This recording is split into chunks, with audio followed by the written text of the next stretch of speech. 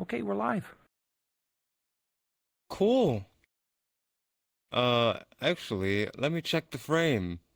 Gotta make sure I don't look fat, you know? Yeah, do you wanna move a little bit here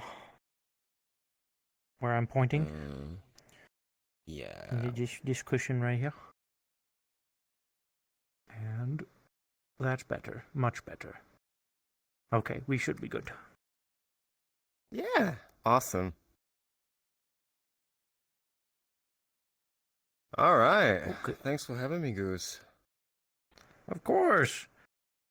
Welcome to Leftovers Podcast. I don't know where we talk about things, and I fucking yammer on and act incredibly unprofessional because I don't really know how podcasts work, and I don't know why I've suddenly become nervous. Um, but yeah. Just treat it like another RP session. It's nothing different. Sure, sure. Yeah, we were joking on one of my chat was joking on Saturday when we were doing Malta's Palace because we were for like the first hour and a half of the palace, nobody was showing up, so we were just goofing around and chatting as the crew and stuff like that. And they're like, it's the first episode of the Purge Cast, and I'm like, it's not the Purge Cast, you guys. It's Leftovers. That's the name. We're not going to name it Purge Cast. But yeah, so I went ahead and wrote down a couple of bullet point topics that we can talk about because you're the guest star here. So I figured I'd give you plenty of things to yammer on about, and then we can go back and forth on whatever hullabaloo we do. Hell yeah, let's do it. But yeah, so topic here, first topic, you got your start with, and you can correct me if I'm wrong, and that'll probably be a topic in itself, but you got your start with animating, design and stuff like that, or a lot of creative design through Gary's mod, right? And maybe even like Hammer or Source Engine or anything like that. Yes. So the very big start of what I would consider getting into development was definitely Garry's Mod, the Source Engine. I have started way, way earlier though.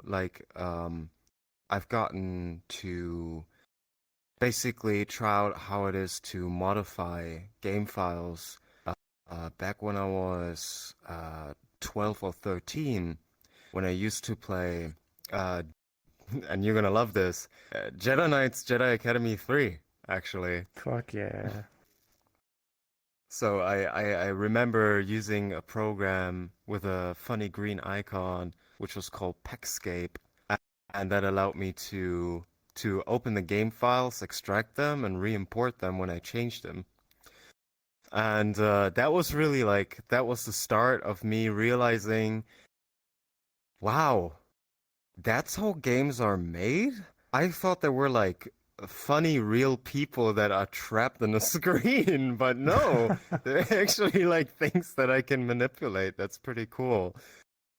Um, yeah, and then later I got, into the Source Engine, because that was around the time where stuff like Half-Life 2 was in development and slowly came out.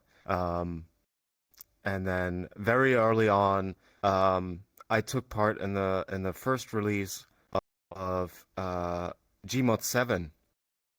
That's how long I've been in the road. So you've been Um, playing Half-Life 2 since release in like 04, 05?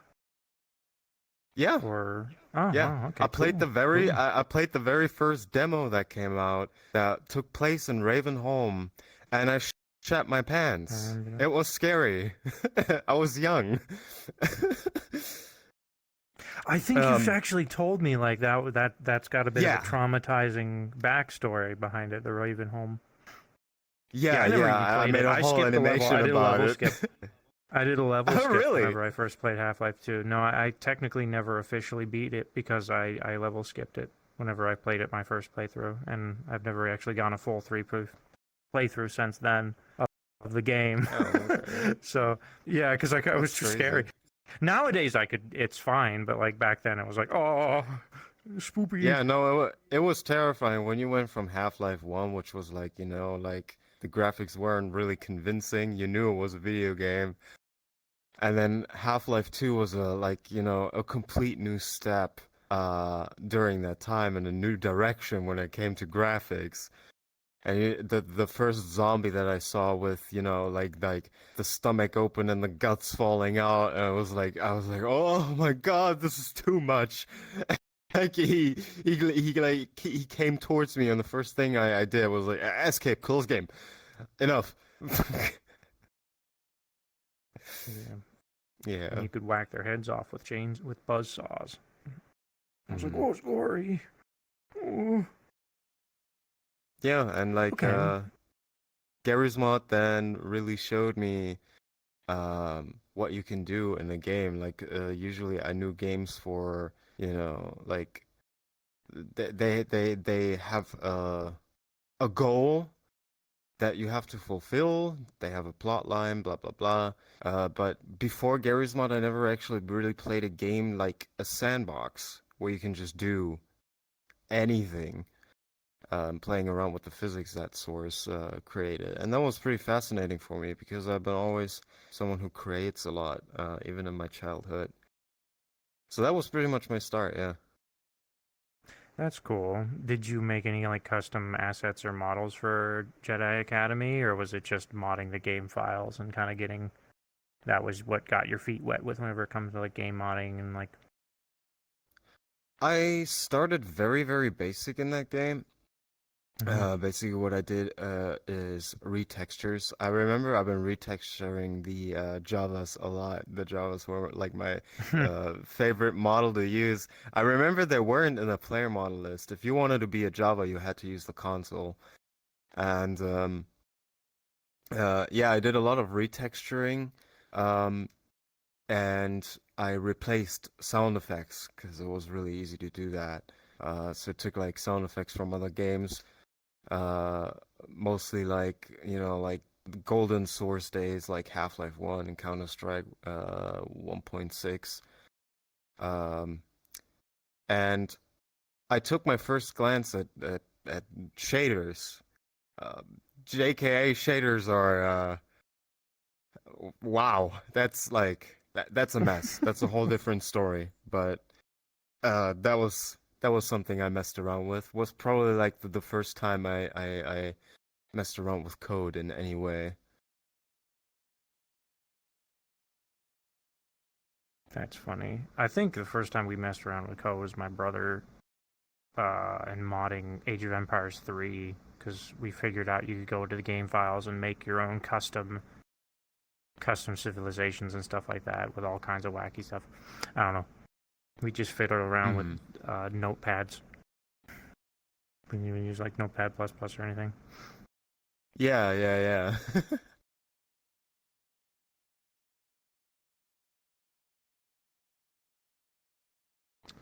They're telling me the audio is maybe a little quiet. Let me see if I can turn it up in on the our cameraman here real quick. Hmm.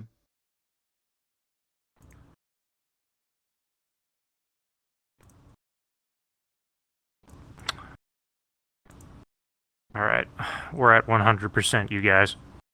Let me know how that is. Also gonna post the link in Blue Amethyst real quick. Give me 1 second. Oh, fuck yeah.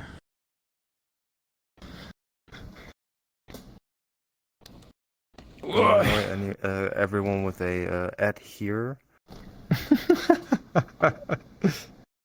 That'll do. All right, they're saying it's better.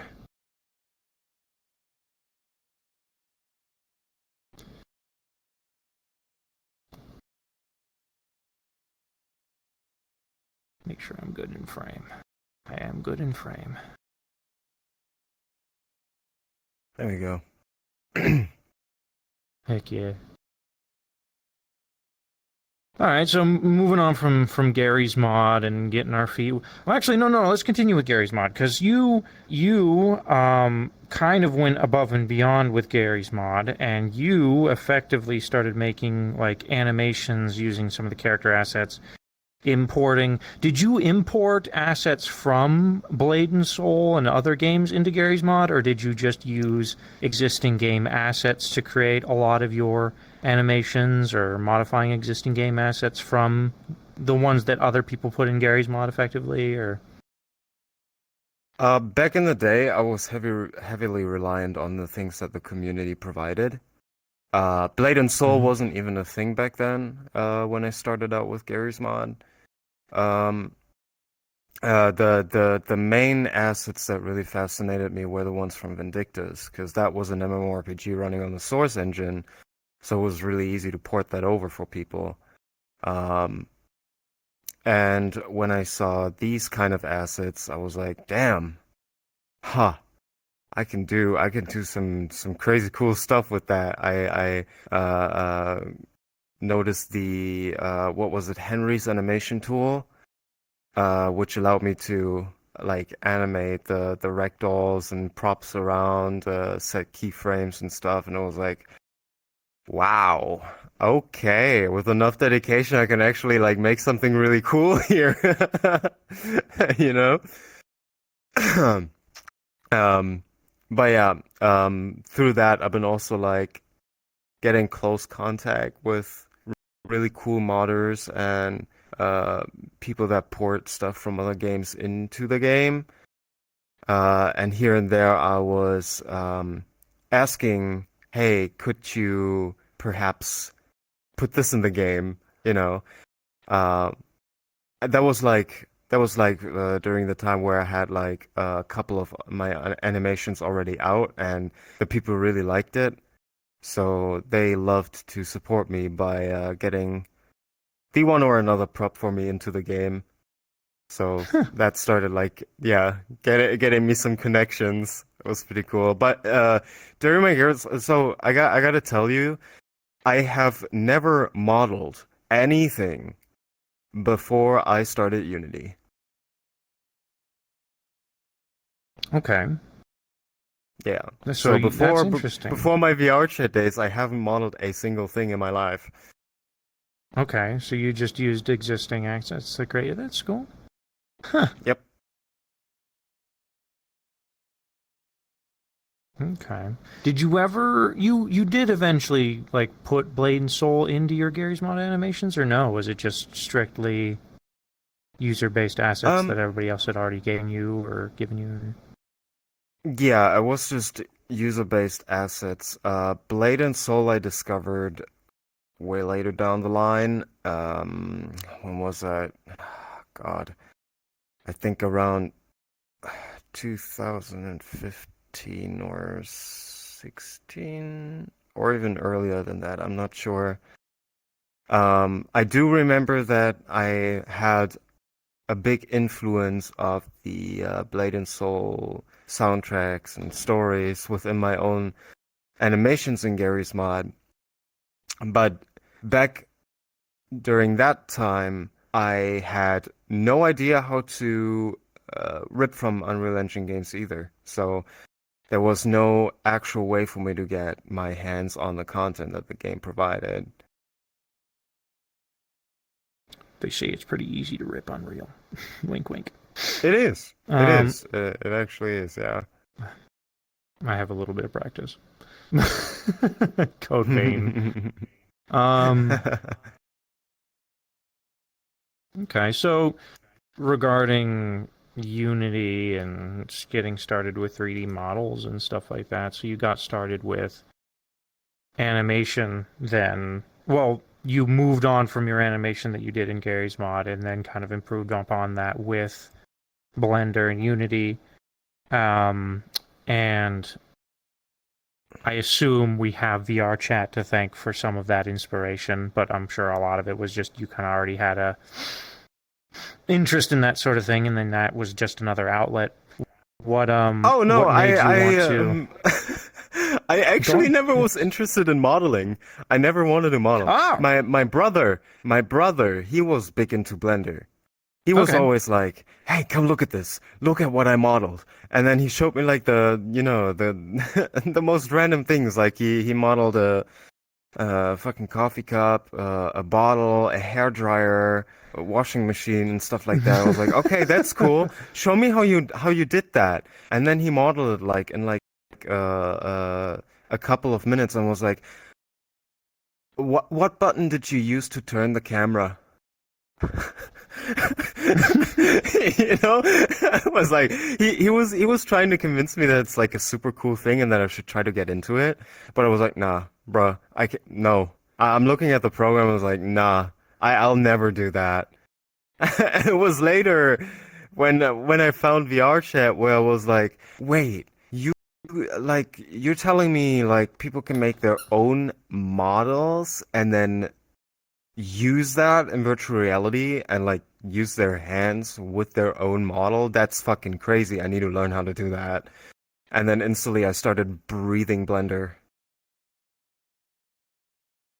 It's crazy. I don't. Yeah. VR chat and model making. Because I'm gonna go on a little bit of a tirade. Is that okay? Can I go on a tirade Yeah, too? sure. Absolutely. VR chat. I don't know how to guest stars. I don't know. Am I allowed to do that? VR chat. You are. I'm allowing you to Okay. do it. Okay. VR chat. So like game development stuff like that was always something that I had a big interest in growing up, but I never wanted to take the time to learn to code. Coding was something I had no interest in whatsoever. I had bought these like game software like Game Maker and a couple of other there was this one called like FPS Creator that would help you it would basically let you make games without coding, and they just give you assets you can use, and you just have fun with it. And yeah, but and eventually my brother and we actually made an MMO using software like this that was just like, here's some sprites, go make an MMORPG with this, just host your own server or something like that. It was kind of like RPG Maker, but like for MMOs. Mhm. So I always had, and my brother always would make me be the guy to like design levels because he's like, your creative design is way better than mine. Mine sucks. You know detail. You do detail, and I'll do the balancing shit. And I was like, okay, I'll do detail. But That anyways, sounds just like me and my brother. That's actually hilarious. that's funny. But yeah, but that's what we did for like a little bit. But I was really like the creative side of things. I hate coding, but like making stuff, like drawing things. I was shit at drawing, but I like, anything related to like, I don't know, Legos, I fucking loved. But Mhm. so VR chat comes along and learned the basics of Blender just so I can get an avatar in, and that's fucking it. And the Mhm. avatar that I used, people kept asking me all the time, assumed that I modeled it from scratch because it was a character that like, no, it was from Gundam, but it was such like an non-interesting one of the mechs from the Gundam series that nobody thinks about, that nobody remembered it, and everybody thought like, oh, it's just Double Goose made that from scratch. And so I'd constantly have to correct people. No, no, no, I don't take credit for this. This is not my work. Blah blah. And then Mhm. people would constantly pressure me. You should make models from scratch. I had a friend who she was really good at making models from scratch. And she would bring it up every now and again because I started getting into kit bashing. Mhm. Um, and she said, "You should try it. You should try it." And I'm like, "Nah, I'm not going to be any good at that." Um, because I've never done anything like that before. Besides like a little blah blah blah. I'm not creative. I can't fucking draw for shit. I draw like a 3-year-old. I still draw like a 3-year-old. Same, same. Um, eh, people think I exaggerate. No, I'm not. Um,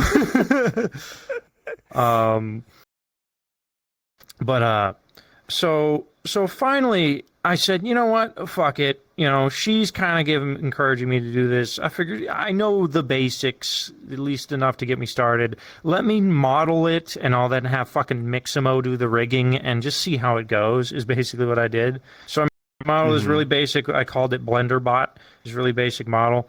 And then I had Mixamo rig it up, and then I threw it in the fucking VR chat, and I took some like pictures in Unity, not really renders, just pictures in Unity, and I sent it to my friend. I'm like, look at this! I modeled something from scratch. And her reply was, "That's nice." And that was it. It was fucking devastating. It was devastating. I'm like, oh no, it's garbage. But it didn't, like, it discouraged the shit out of me. But it also at the same time was like, fuck you, I'm gonna fucking make God's work. And so I kept going. Yeah. Despite the fact She that got you like in the trap. She got like in the zone where it's like, like you presented your first thing with pride, and she was like, "Yeah, that's nice. Now do better." And then, I'm like, oh. And then you were basically like, wait, what? Where is it?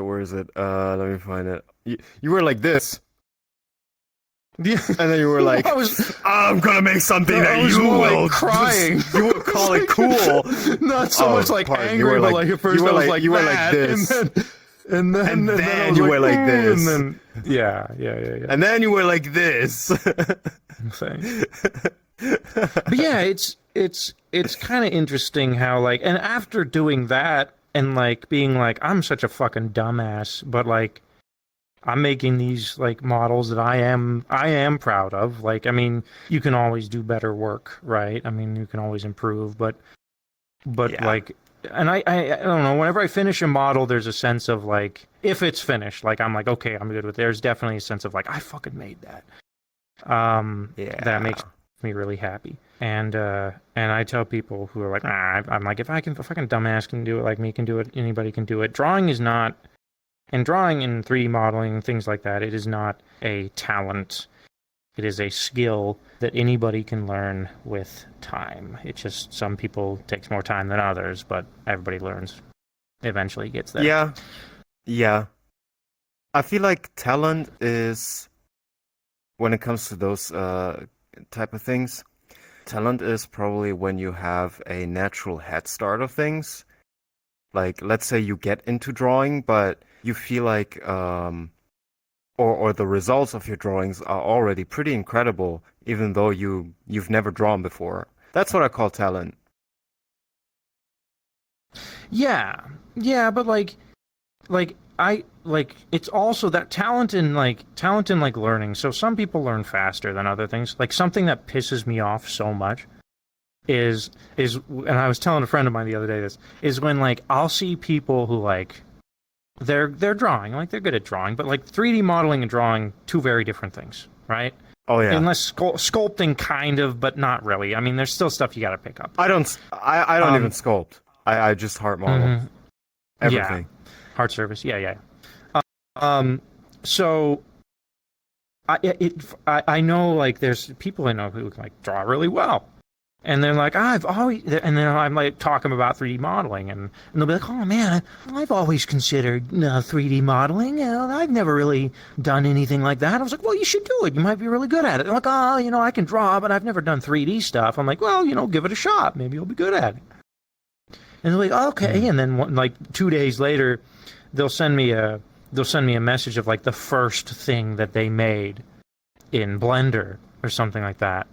And it's fucking awesome. It's so good. I'm like, it's way leagues above anything that I would have fucking made whenever I first started with Blender. And I'm just like, fuck you. You can't be that good right out of the gate. You can't be that good right out of the gate. Fuck you. That's so funny.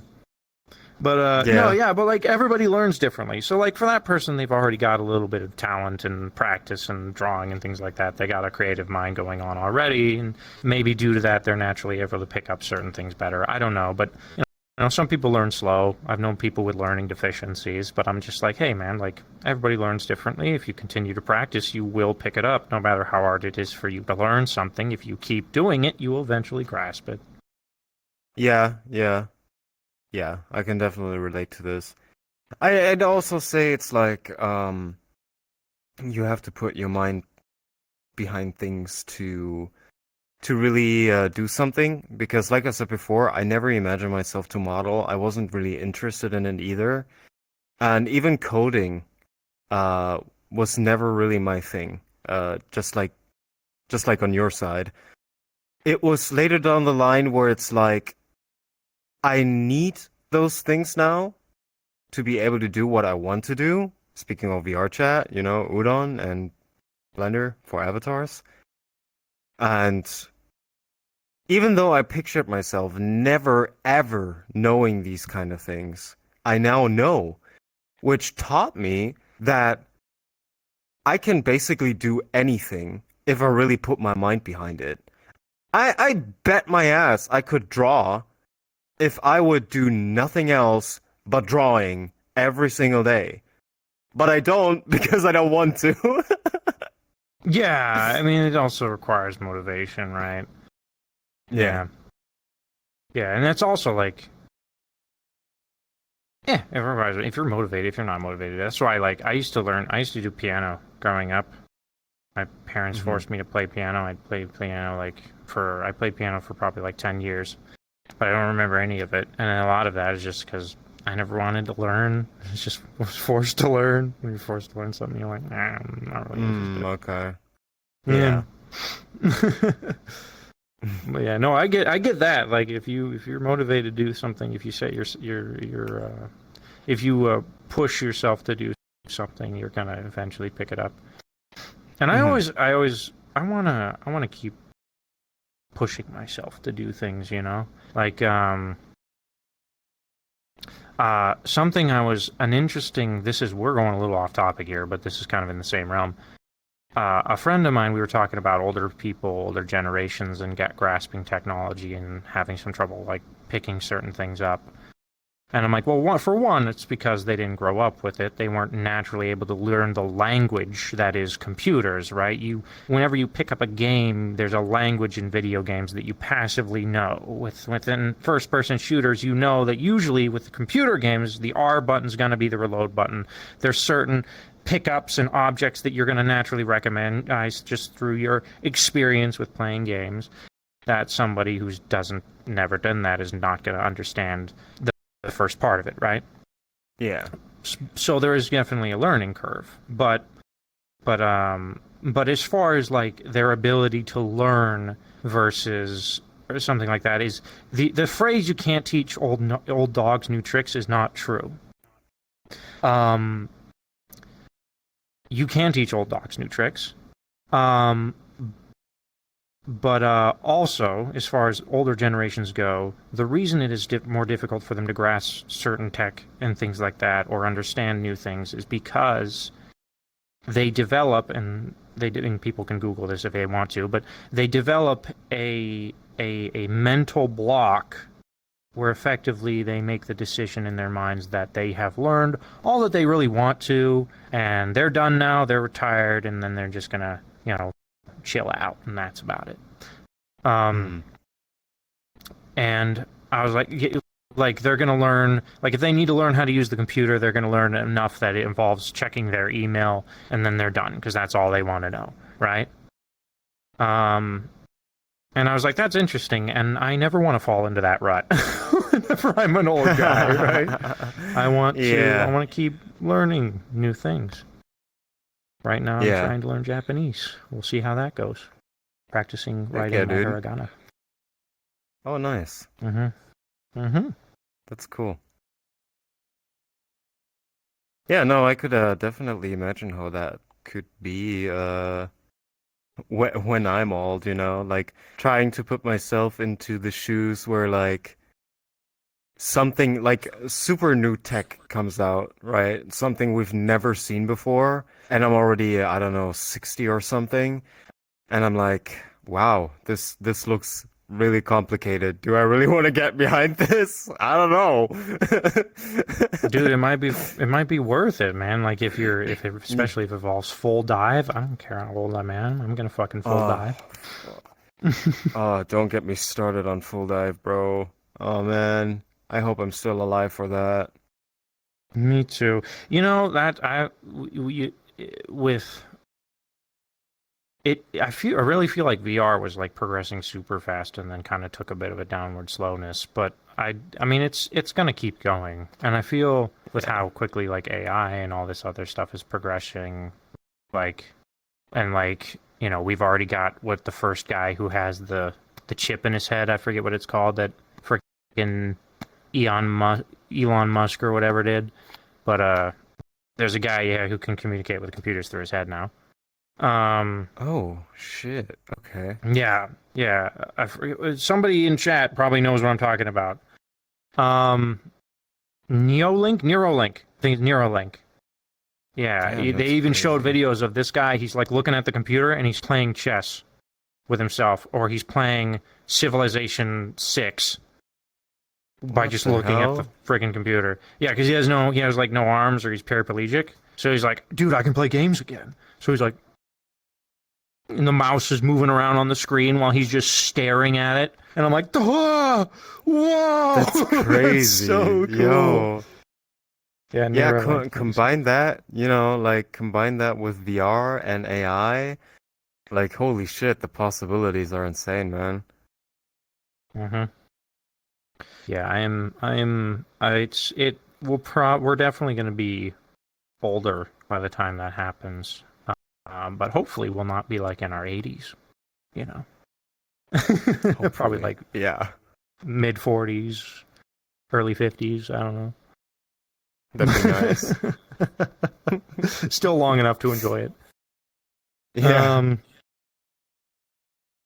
so pivoting back to all right, animation work, all this stuff. Let's talk about some role play Yeah. topics. Um, so something that I have written down is relation to characters. So we've been role playing for a fair bit of time now. I started during hmm the golden era of VR chat roleplay. Um, um, there are many people who have many different characters. This is probably going to maybe be hot topics, but that's okay. We're this is a podcast. We express opinions. What would you say would be something that makes like a good character? Maybe like I don't know, like a good pro tag kind of character, something like that. In as far as VR chat roleplay is concerned, and if that's not a decent enough, if that is too vague and broad, I mean too broad, maybe what makes a good villain? Okay. Um, I think a good protagonist um starts out with having a base foundation already.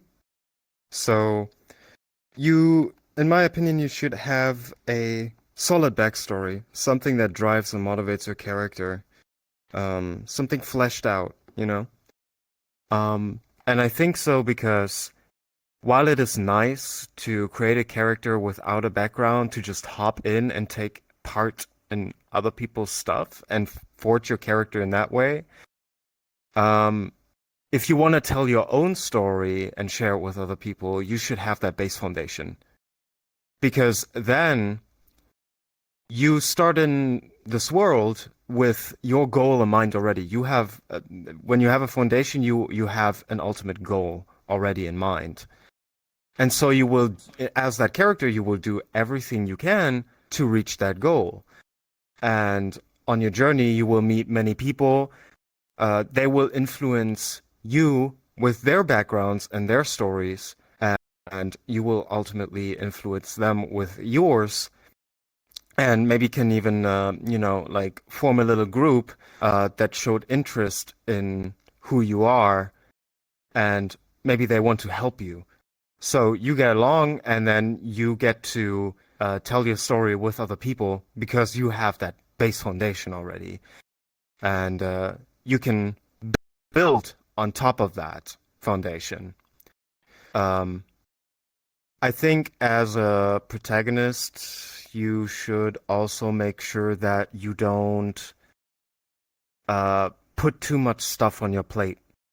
Focus on one or two things at a time, and make sure you don't take on the entire world because that's just gonna eventually scramble everything. And maybe I've seen examples. You might even lose track of why you're here. Like your original base foundation is just swept over by other things. So I would say make sure you're goal oriented.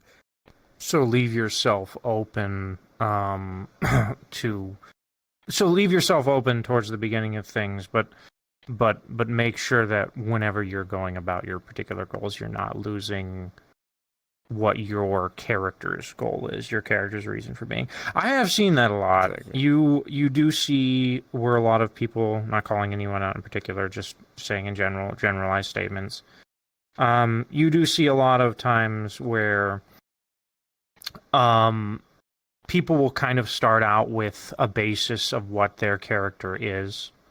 And then they'll get involved, like A, B, and C will be happening at the same time, and let's say like B and C are geared towards completely different directions and themes that your character wouldn't really be a part of, but B is, right? B is in your character's realm of expertise, right?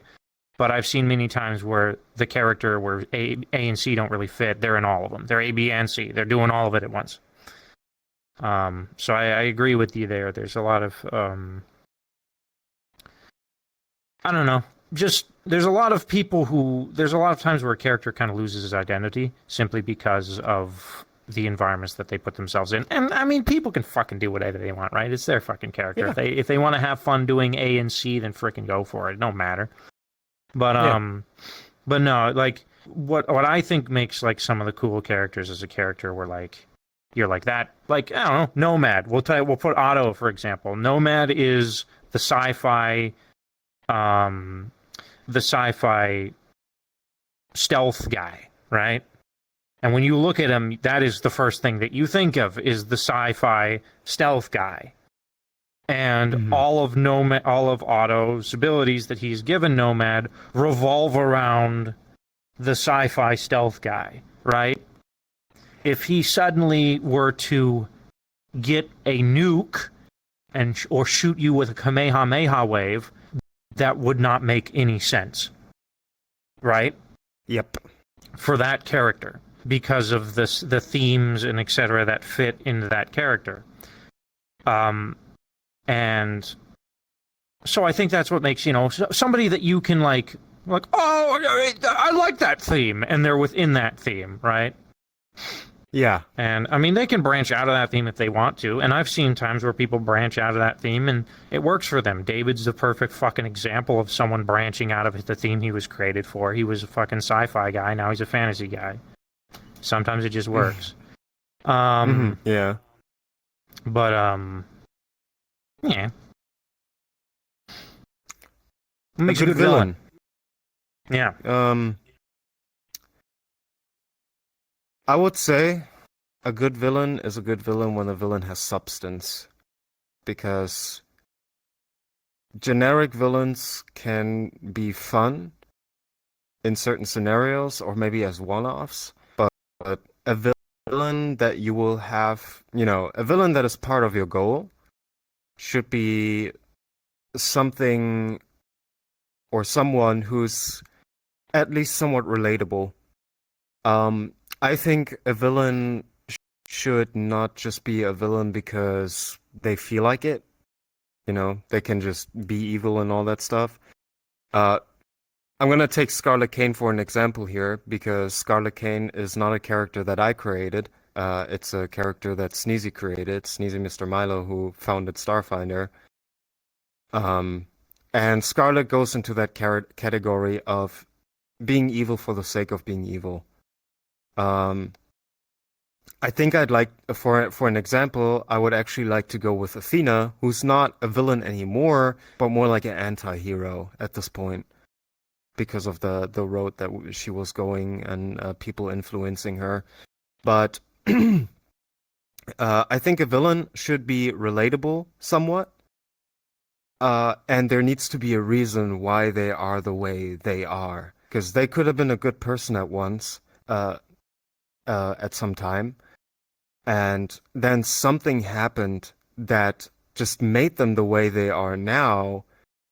And when the people that are fighting that villain finally get an idea of why they are doing the things they're doing, and suddenly it makes sense, they can either choose to be empathic about it, or maybe it relates, and you know, deep thoughts awaken in the characters, or even it might just fuel the rage even more because they have other views or opinions on the reason why they're acting the way they do.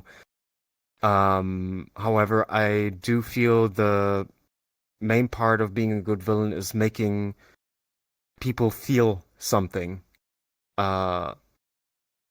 Whether it be hatred or sorrow, sadness, something. There has to be something. Yeah, that's basically my take on it. I think a good villain should have substance. I agree. There are some exceptions to the rule but overall, I feel like a relatable villain is a really, really fucking good villain. Some exceptions would be like, I don't know, the Joker from Batman. That's just a guy who's kind of evil for the sake of being evil, but there's plays into points to where it just makes him an interesting character. Yeah. But I love humanizing a villain, giving a villain personality that's more than just like the worst villain. My example of a villain that is a terrible villain, and this is a hot take, and some people hate this. Oh, I'm flying away.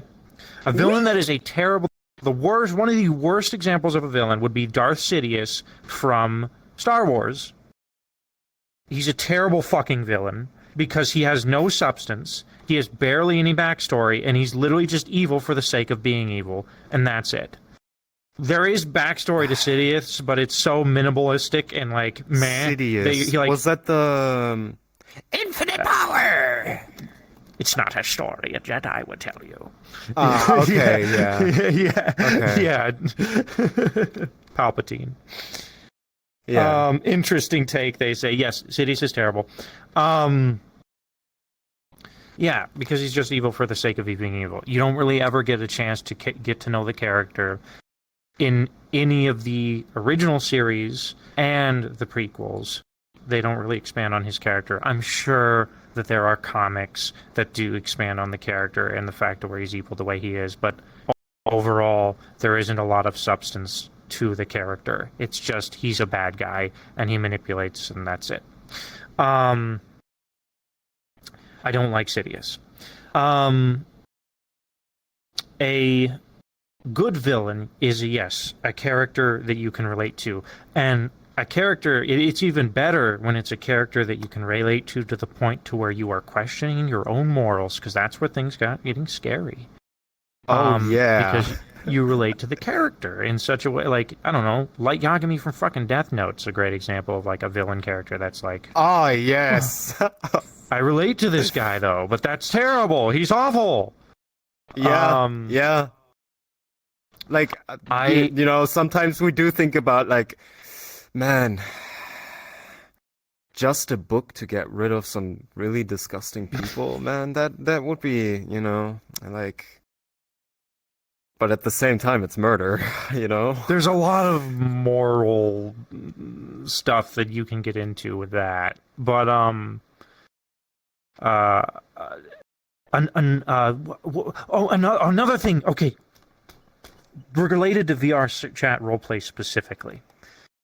Mm-hmm. And, well, not just roleplay in general, not just VR chat roleplay, but roleplay in general. Another thing that makes a good villain is a villain that is around when they need to be, right? There's sometimes, like whenever I was playing Godfrey for Ascension Academy, chat would occasionally be like, hey, you should pop up right there and like be scary and like scare the PCs. And I'm like, they didn't tell me I need to do that, so I'm not going to do that. I want to make sure that I'm following the script. There was the what the Ascension Academy wants to do, right? The DMs, like I'm not going to just ruin their role play, right? But for two, it wouldn't having your main big bad just constantly pop up here and there and there and there and there and there to scare the PCs. It eventually gets incredibly stale because Yeah. this is a guy that is you want him to be the thing that your characters are talking about while he's in the shadows doing who knows what the fuck.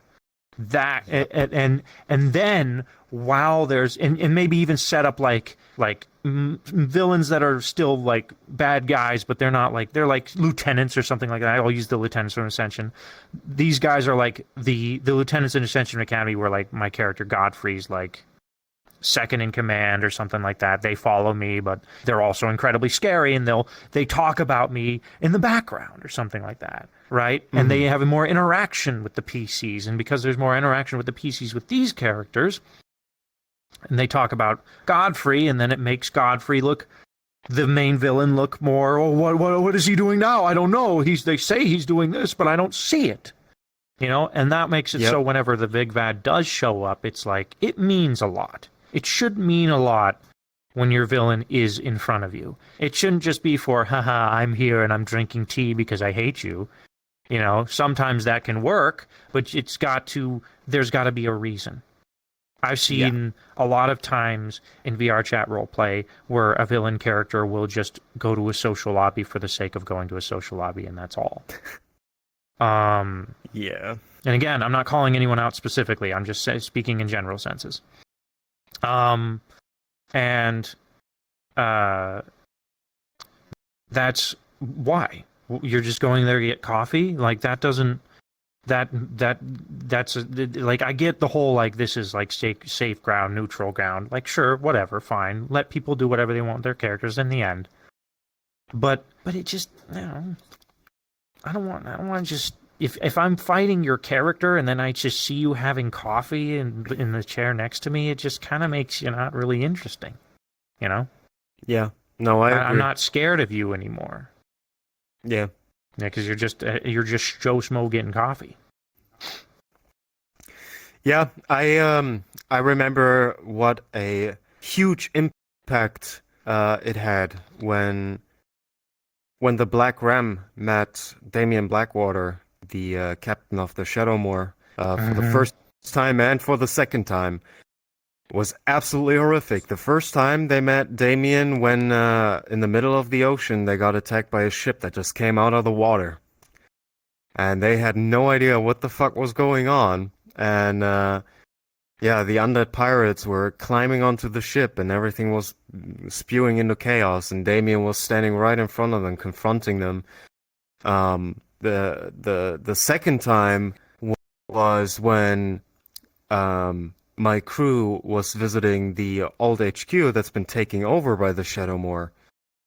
And that's when they met Damien again, and I remember they just froze when they saw him, and he said how easily he could just, with his curse, he could just curse the men right this instant, turn them into his undead crew if they dare to move away from him and not listen to him while he's there right now. And everyone was just standing still. They were terrified, and was the best thing ever. And I believe if they would see Damien over and over and over again, that fear would slowly fade away, because they're already getting used to, the how it's working. How, they know, okay, I'm just gonna stand there, I'm gonna listen to him, and then he's gonna let me go. But what if the visits are so rarely, or the encounters are so rarely, that each time it's different and you just don't know how to act? It's going to make you uncomfortable. It's going to make you feel powerless. It's going to make you feel nervous because you want to do the right thing and you don't want to get cursed, That's also why I believe that Scarlet Kane's first introduction in Tower with Dagger as Ethereal had such a huge fucking impact because we've been speaking about her the entire time, but we never saw her. All we got was the cluck, but not the raven. And then boom, just randomly out of nowhere, just Scarlet Kane and Ethereal right in front of each other. He was scared shitless, and it was great. Yeah, you And really felt it when your fucking your spikes came out of your back and the music started, and he's just like run, and he's like, you could hear his fucking and that's heart exactly stop. how it should be. And that's why over and over again, specifically in the Tower RP, names are being mentioned. Like Ravis, Zakan, Dokumo, Nebula, we know they are the ravens that are actively doing things. And we have even encountered them in masked form, but not too often. And sometimes we don't even know if the raven that's standing in front of us is actually who we think it might be. And that's the whole mystery about it. That's what makes it so incredibly interesting, in my opinion. You know? I agree. We, Yeah. we have a lot of talk and build up towards stuff, and then Fact. when they finally stand in front of you, it's like, wow, I am intimidated right now. Yeah. I love Tower Champions. Fuck yeah. Yeah, so outside talking about villains and roleplay and what? So what did you? When did you? Let me actually check the time. When do you have to go? By the way. Um, I would have to go in a minute, but I'd say let's Okay. do 10 more. Okay. Actually, 10 minutes. Cool. I'm gonna you continue. I'm just gonna send a message real quick. Okay. Cool. Cool. Um, you are distracted, but you started. What made you want to get into VR chat in the first place? Was it? Did you say it was the Knuckles phase? Watching the videos on that, or Nah. It's funny that you asked that actually. My brother, he bought a original Vive back in the day, when it was out for this story? for consumers, for customers, and Mm-hmm. he played with it for a while. His left controller died suddenly, and then he lost interest because my brother is the kind of person that gets a new hobby every fucking 3 weeks. He spends a fuck ton of money on it, and then it just catches dust after a while. Relatable. But I was, yeah, but I was like, I was like, so you don't want this any? Can I have that? Can I play around with that? And he was like, yeah, sure, here, you can have it. And then the VR headset caught dust in my room for a while. And I remember one day, when I was developing stuff in Gary's mod, I got incredibly frustrated with my project. It was not going the way I wanted it to be. Um, and then I was like, wow, man, what do I do now? I'm kind of bored. And then I saw the headset in the corner of my room. I was like, but the controller is dead, so just one controller? Okay. I plugged it into my computer. I played a couple of, like games you could just download on the internet, like mini indie games that have been developed for VR to kind of keep my mind off of things. Um, and then I saw VR chat on Steam. I was like, what the fuck is VR chat? I click on it. I watched the pictures on the Steam page, the little video, and I was a little bit intrigued. So I thought that's like it's like a Sims thing or Second Life thing for VR. Okay.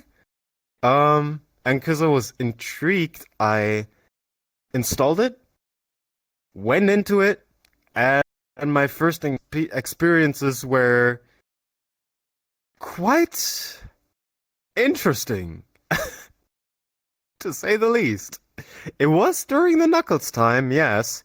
I got sped on. Um, I found some very interesting avatars. I thought that was pretty cool. They had like, like props and all that stuff. Um, and yeah, I remember a lot of racist things and Isn't porn on there? media players. Oh God, isn't there a video? Was it on your YouTube of your first time, or was it like your second Yes. time in VR chat? That was my second time. That was like literally the day Second time. after. Yeah. That's And cool. when that happened, I was like, okay, I tried it. This game kind of stinks. So I, I took off the headset and I let it catch dust again. After a couple months later, where I was like, man, I'm bored again. Let's try this game out again. And I was like, maybe I'll even do my own avatar. I kind of want to learn how to do that. And that's when I met a person called Fox. Um, I met that person in a little cinema world. I'm not sure if that exists on VR Chat anymore, but we kind of like, both of us, we didn't talk because I was very shy back in the day, very introverted. So we kind of like we used a pen to communicate. But at some point, some goober joined the world because it was a public one and put hardcore gay sex onto the media player. Fuck, Um, dude. and that's when Fox wrote his Discord No. in the air with the pen. And that's when I added him. And we were like, okay, we're going somewhere else. We're hanging out somewhere else. Um, and yeah, literally the next day when I came back to hang out with him, guess who I met? Jack. Yeah, That's cool. yeah. And I don't know, it didn't take long. I think it took about a month or two. I'm not sure. A month or two when we started our relationship. That's really cute. Yeah. Yeah. It's funny you talk about the drawing in VR chat because my first week in VR chat, well, I was mute. Um, which is funny because I can't fucking shut up sometimes. But uh, yeah, it was just I don't know. I talked sometimes, but then eventually I didn't really feel comfortable, and then like I was introduced a friend of mine, one of the first friends I met in VR chat. Their name is or their name was Rad. They go by Rattles now, but she had like a Unity Chan model that she just painted purple or recolored it to purple. I didn't even know what Unity Chan was at the time. That was a very popular model for a while. Yeah. Um, because it was for easy to access. And um, we just like we just like poked each other and like grabbed blocks and stacked the blocks and we're like pet people, pet people in VR. That's what we do. We pet people. Not in a weird Yeah. way, I guess, but like you would poke each other, and like, and then like poke my hands, poke their hands, and I'm like, this is what is this? We're like communicating and like expressing things with each other, and like somebody would make a stupid comment, we'd be like, hey, like we're laughing, but we're not like, saying anything. Ha ha ha ha. Yeah, like, and then we're like, oh, over there, it's like this Wait, is wait, wait, wait. fucking different. This is my favorite mute gesture that I see all the time. That's. I was about to mimic. I was about to do that. I was like, should be this. Yeah, yeah, yeah. That stuff. Like that was. It's just like, what the fuck is this? This is so different. And like, I kind of get why some people just choose to be mute because like you're like a It's easy. mascot. Yeah, well, you're like Yeah. that sounds like bad, but like you're like like you like the character. It's like I remember for a long time I'm like Brad. I'm like you're Unity Chan. That's all I see you as now. Like you're just Unity Chan. Like, No, what I was trying to say is, you don't really have to worry about anything. You don't have to think about anything. Like, literally, there is almost nothing of you in that moment to recognize other than the way you move and the way you react. You know, they don't have a voice. They don't have anything. Like you can't really express what you're thinking or what you like or dislike. It always comes to what is the person in front of you gonna ask you first? Because you're not going out there giving stuff away from your personality. It's onto the other person to ask you and you react to it. That's what I mean by easy. You know, you're just reactional. You don't really have to get out there. I've been an asshole to some mutes, because they can't talk, and I'm like, oh yeah, this is what you're thinking, and you can't fucking reply. Funny stuff, just teasing. Yeah.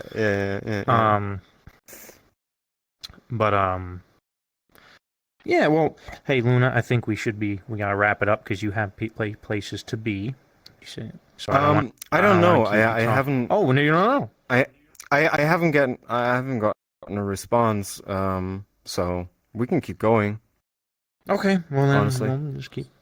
we'll just keep yammering on until you get your reply. Yeah. We'll stop. However Return to long you Minecraft. would like. Yeah, no, but like so early VR chat, like I know you joined when things were picking up. But when you like back in the day when you joined,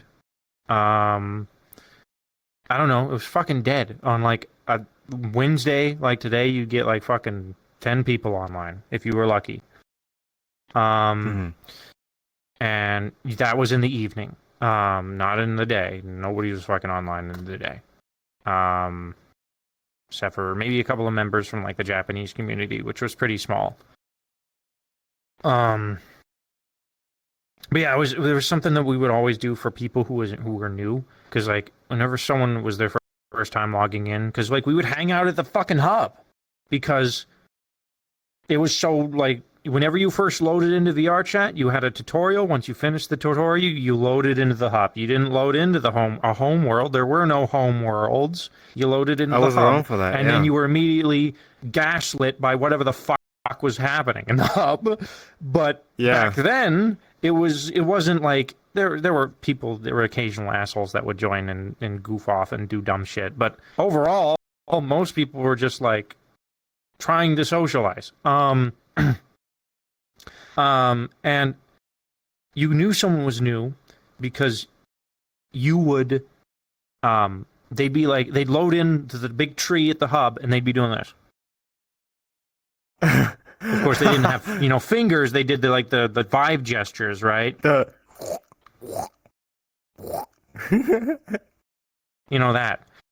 And then I remember like my buddy Xeon or like Rad or whatever, I'd be like, hey, check out this guy. Look, it's a newbie. And they're like, oh, it's a newbie? Let's fucking goof around with him, and like we'd run up to him and be like, hey, and then Rad like would turn into like a little tiny avatar. You couldn't shrink your size. You turn into a little tiny avatar, and they'd use like OVR to like get in their hand, and then the person would be like, what the fuck? This is a person in my hand. There's a person in my fucking hand. And then like another person would do it too, and they'd be like fucking fighting each other in the fucking palm of their hand. They'd be like, what the fuck is this? And then when full body tracking came out, minds exploded. I remember in a public world, I was just sitting down chilling, and this guy walks past me with his friend his friend's shown in VR chat. This is when it was a little bit more busy. And like his friend starts having a conversation with me, and then his buddy has a conversation with me, and he's like, "Wait a second, you're a fucking real person right now. Like, my brain is having trouble fucking comprehending you. You need to fucking stop." I'm like, "Stop what?" He's like, "You're just sitting right now. Are you sitting?" I'm like, "Yeah." I'm like, fucking moving my legs. He's like, "What the fuck is you?" And then he's like, "Stand up real quick. Stand up and walk around." And I just stand up and walk around, sit back down. He's like, "Bro, you're fucking blowing my fucking brain." I can't deal with you. Like, your fucking facial expressions and shit. I gotta go. He just left. He's like, this is fucking breaking my brain. It's too real. Yeah, I like before people knew like full body was even in the game. Like you'd fucking like do a drop kick on someone and be like, "What the fuck was that? You just fucking did that. How did you do that?" Like, it's like, I got fucking trackers all over my body because I'm a fucking nerd. And like, what? Fuck yeah. I miss those little goober moments of like the first person's time in VR and stuff like that. It was so much fun to like freak people out. Yeah, definitely. Like in a good way, you know? Something that I would actually do before the RP stuff happened is, you know, obviously I got big into world and avatar creation long before I started RP. So what I would do to kind of show, you know, I went to random public worlds, and then I started to literally turn any public world into a boss arena, and people enjoyed the heck out of it. It was crazy. Fun. Like I would go in there, I would just switch into my avatar, I would look around real quick. Okay, mirror over there, mirror over there, mirror over there. I see 3 groups. I'm gonna go right into the center. I swap into my avatar. Literally, not even 10 seconds have passed. I'm surrounded by everyone in the lobby. Whoa, what the fuck is this? Yo, who summoned Satan, bro? I don't know what the fuck's going on. Am I high? What the fuck?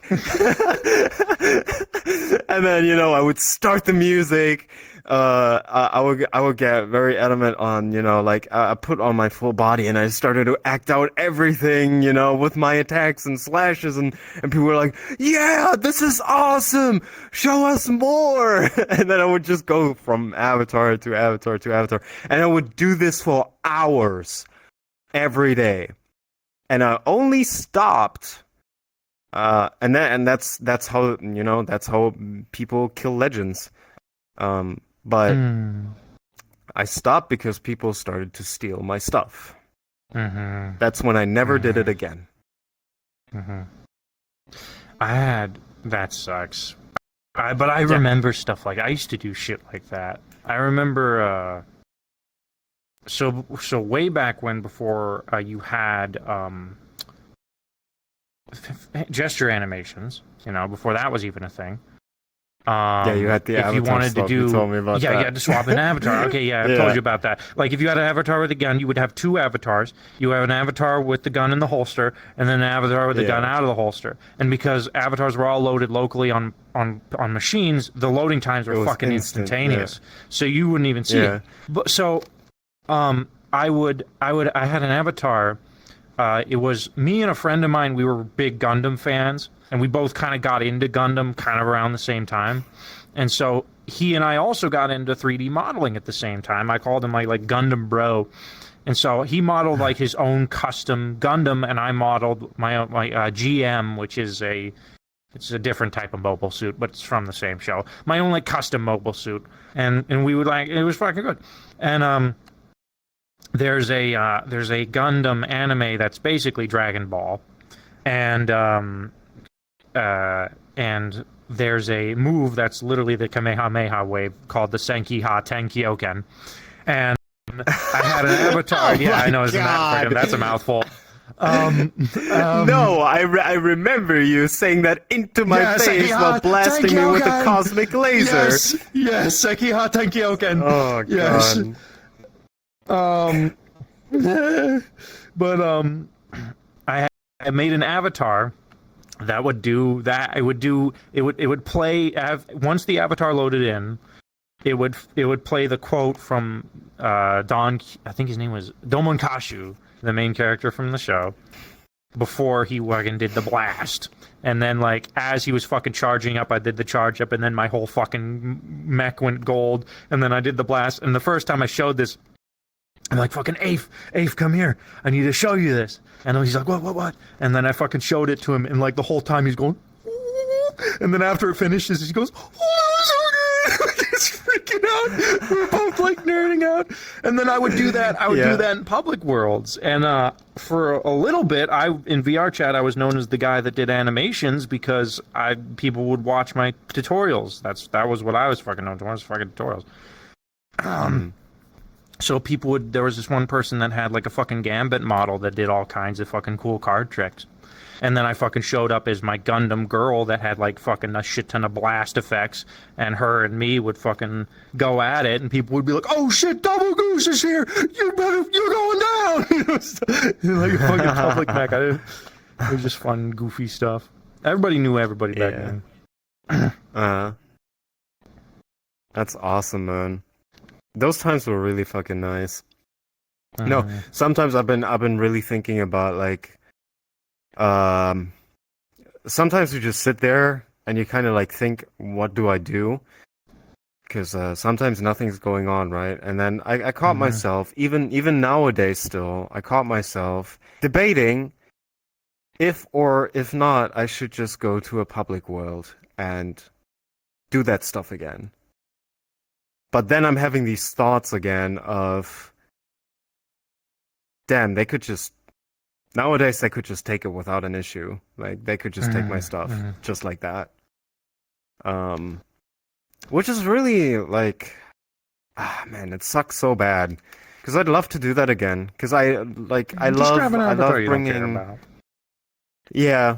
I love bringing people that joy, you know? I'm always someone who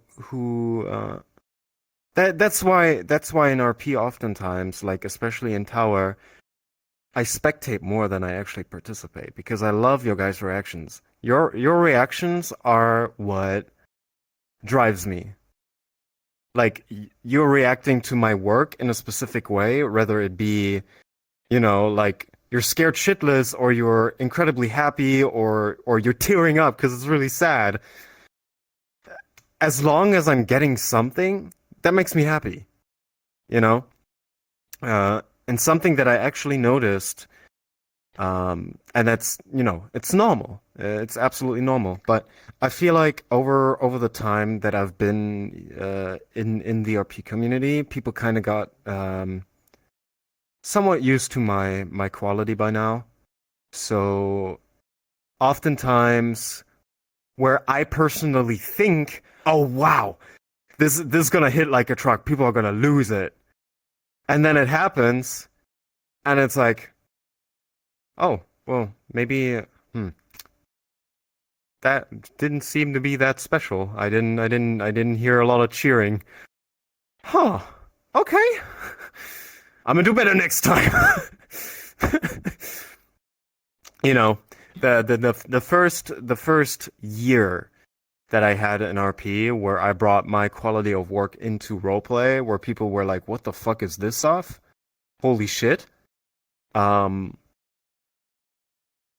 motivated me so incredibly much because, like, I felt validated in what I do. You know, I felt like, wow, these people actually they love what I'm doing. That's fucking insane. Like, I've never felt that way before. Yeah. And then over the years, you know, even I constantly learn things. Like, I always improve myself still till this day. I always find niches and holes where I'm like, okay, I can still do that better too. But generally, you know,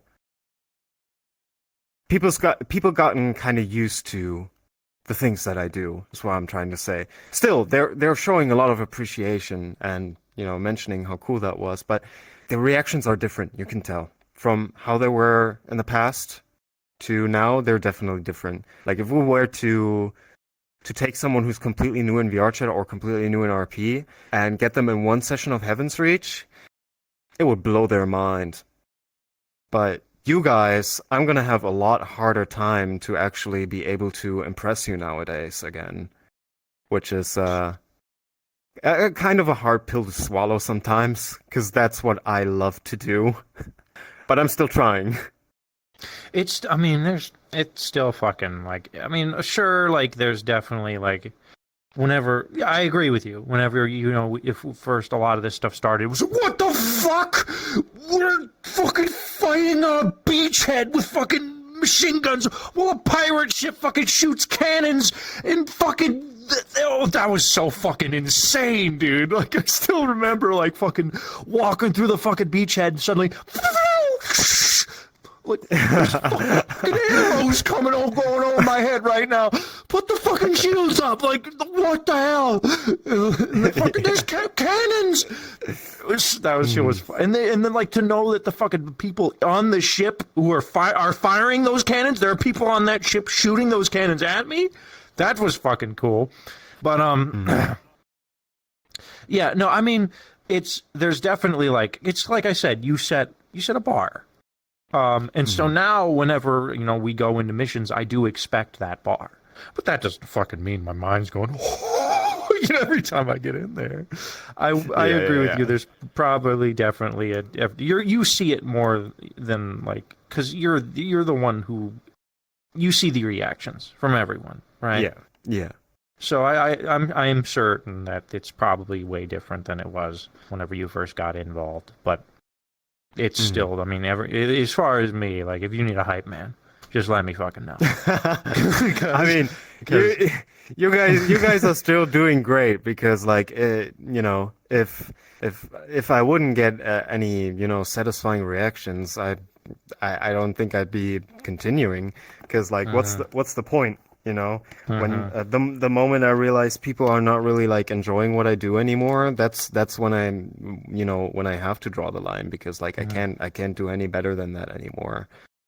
I still talk about like while this was like so small in comparison to like all the other things that you've done, just something for me that was some of the funnest shit in that you did do was the ZMF stuff in the desert base. Like, oh, that was where so we got cool. to just fucking pretend to shoot at people. Like, I want to, if I ever do a closed RP, I want to recreate that, but with mechs. That feeling with big machines. So instead of soldiers, we're all big machines. But because that was so fucking cool, and like, I love. Like, I don't like fucking Kamehameha waves shooting fucking wacky, insane blasts at people. Is a lot of fun, big swords, all that great stuff. But I also just love having a gun and fucking shooting somebody, and that's all, you know. And the risk of death is up there. Like, I think okay, I don't know if I've told you this story, but I've told this story to a couple of other people. So my my character in that ZMF was called Private Duffy. I remember Duffy, come Duffy. talk like this. Okay, but one of my favorite scenes from that was the death scene with Duffy. And Duffy wasn't really an established character. I didn't really have enough time to give him like blah blah blah. But he did have a relationship with Galaxy's character, and I think Casey's character. I think Wayne, because Casey's always Wayne, had a little bit of a relationship going on there too. But I know Galaxy's character definitely, he loved Duffy. And there was one time where Duffy got really fucked up, and Galaxy's character really got fucked up, and we were in the morgue, or not the morgue, we were in the hospital area, you know, getting worked on. We're just laying there. And we're talking about our backstories, and I'm kind of making a backstory up on the fly, because these are just characters that are like, not really NPCs, but kind of in that leaning area. But we're you know, so I kind of just made some up on the fly. I was like, Duffy, I was my dad never thought I would amount to anything. He, you know, blah blah blah. But here I am showing him up right now, being a real man, joining the military, you know, holding up for my own. I passed basic training. I did it. It's basically Duffy being in the military was him just sticking it to his dad. Well, that was his Uh-huh. reasoning for joining ZMF. And I remember um, when like the next week or the next session after that, when the guns start fucking going in and blah blah blah, and we're getting shot the fuck up, and like we need fire support. And everybody started calling that 50 cal that kept getting hit by that howitzer or that mortar the cursed 50 cal, because we knew there was an Yeah. animation that was going to fire a fucking mortar on that 50 cal. So people started calling it the cursed 50 cal. We needed fire support. Nobody was touching the cursed 50 cal. Nobody was on it. And Private Duffy sees that, but people are yelling, "We need fire support," but nobody's running after the 50 cal. And Duffy says, "Fuck it," and he fucking went at the 50 cal, grabs it, giving that fire support that we need. Sure enough, mortar comes in. I didn't have enough time to react. It slams down, fucking shrapnel. I'm fucked up. I get dragged back by I forget Sachi's character, O'Malley or something. McConnell, yeah. O'Malley, McConnell, those typical fucking soldier names. Dragging me out of there, putting me on the whatever, laying me down, and I'm looking at him and I'm like, I'm not gonna make it. I'm not gonna make it. I need to get off this stretcher. I'm not gonna make it. And so the fucking the they start closing the garage. The garage starts fucking closing, and Duffy's gonna die. Everybody, McConnell leaves to go do something. So Duffy fucking gets up, runs out of the garage while it's fucking closing, kind of clutching his wounds, with whatever adrenaline still fucking kicking through his body. Runs under the garage. Somebody sees him do this. It's like, fuck Duffy, what on? No! Grabs the cursed 50 cal again, and just, he has nothing left. He's gonna die. And finally, eventually, after fucking shooting like crazy, what I ended up doing is I leaned on the 50 cal like I'm dead, but I kept firing. Damn, bro. I kept firing the 50 cal. And when the guns stopped coming, when the bombs stopped hitting, it was just quiet. It's super quiet, and you just hear Duffy's 50 cal. Duffy, you can stop. Duffy, you can stop now. It's done. Duffy, stop it! Fucking whack me. Dead. Like, oh fuck. He died. He death gripped that fucking 50 cal. He did not let go. That was one of my fucking favorite. That was such a badass moment. That is fucking badass. Even just listening to, man. Mm-hmm. Fuck yeah. It was really cool. And I remember Casey's character not Casey, Galaxy's character fucking bawling like crazy over Duffy's death. But yeah, that was a fun scene. Yeah. That was a good time. That whole ZMF stuff on the front lines was very, very enjoyable. I love that. I love the fucking helicopter comes in and fucking lands, and we're like, we gotta get the shit off the helicopter, and then suddenly the fucking helicopter explodes. We're like, oh fuck! Yeah, there goes our supplies. that was so awesome, man. And like, I remember one time, like, somebody was stuck on the copter, and I'm like, out of character, I know that fucking thing's gonna blow up again, but I'm like, Duffy's gotta fucking help him, so I fucking run in, get out of the fucking copter! Ah! We fucking get out of the copter, as we're running away from the copter, blows up. I'm like, oh my god, 5 seconds earlier, I'd be dead!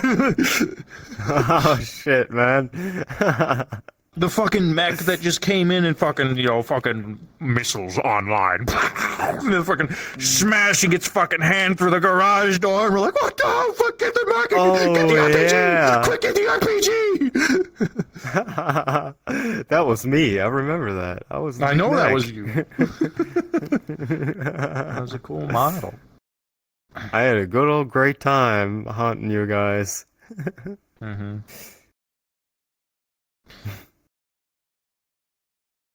Yeah, a lot of good times from that, and I don't know. I'm so fucking happy that I'm able to be involved with some of the more in-depth stuff that you're working on these days. I'm really happy that people are interested in all of that stuff. To be honest. Mm-hmm.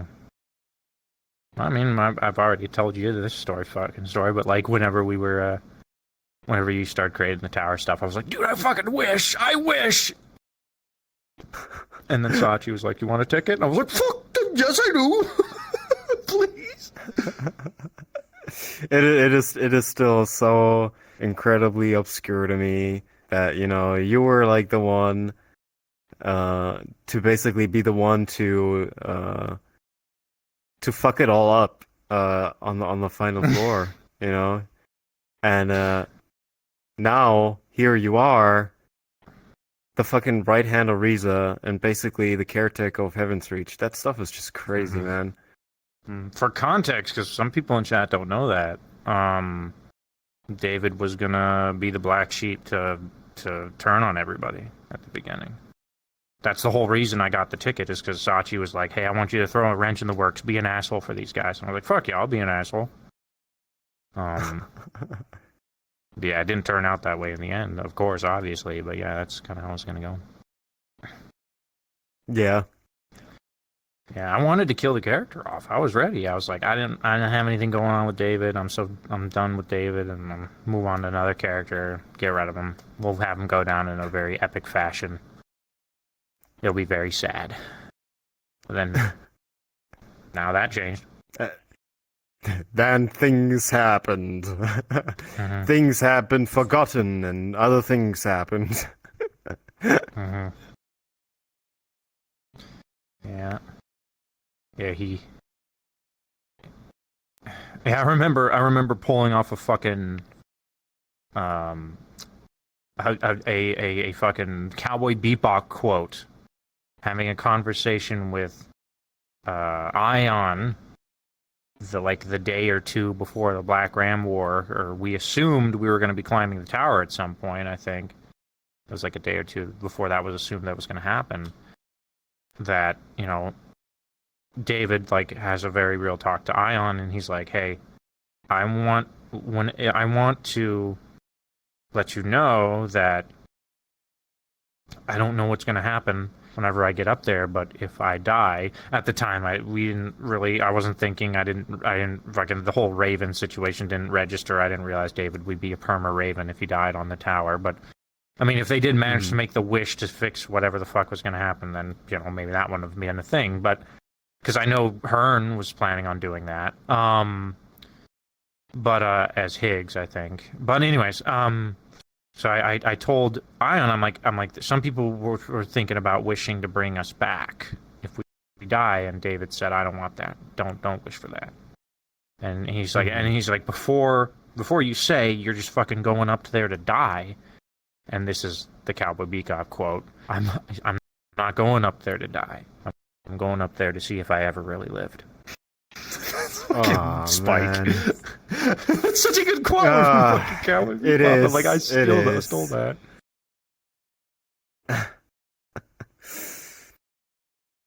Definitely a good fucking quote. I like that. Do let me make a cigarette real quick, okay? Yeah, go ahead. I'll stall. Luna's projects have gave me more confidence, RP. Indeed. Dude, I know a lot of people have been pretty inspired. Today's been such a long-ass time since I have been in the VR Chat homeworld, and it is really nice. They've really changed the VR Chat homeworld. This is the VR Chat homeworld chat, by the way, for those of you who don't ever come here anymore, because most people don't. Because why would you? So many other neat worlds, but this one's actually pretty fucking cool. They added that social lobby, no time to talk, is being advertised here, and I've never been there, but that actually sounds kind of neat. As long as people aren't being too toxic about it. 2 minutes per person to have a chat, like speed dating, kind of, I guess. Wispy Moo made the new homeworld. Wispy Woo, I don't even think I know who that is. Is they member the dev team? I assume they are. They fucking made the world. Wispy Woo is, I think, the one who made the Black Cat. Really? Oh yeah. I think so. Aren't they named? Wait, are they named like Ghost or something? I thought their name was like. Well, Wispy Woo. That's kind of ghost-esque. I don't know, but that's cool. They did a good job. Look at it actually right now. I'd speed date you. Shut the fuck up, Jake. And kiss me on my fat mouth.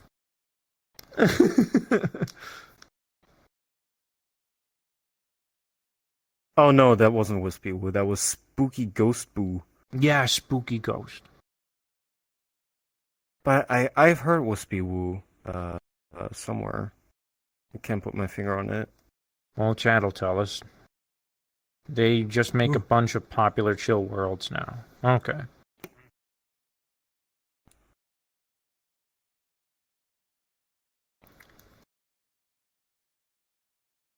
Yeah. Yeah. And then we had, I don't know, hub worlds. They created home worlds because of the static shock of loading in the hub and getting flavor blasted. The community, we kept complaining. We're like, guys, you just make people load into a closed instance for God's sake. We don't need a hub anymore. It doesn't work, sadly. It really doesn't.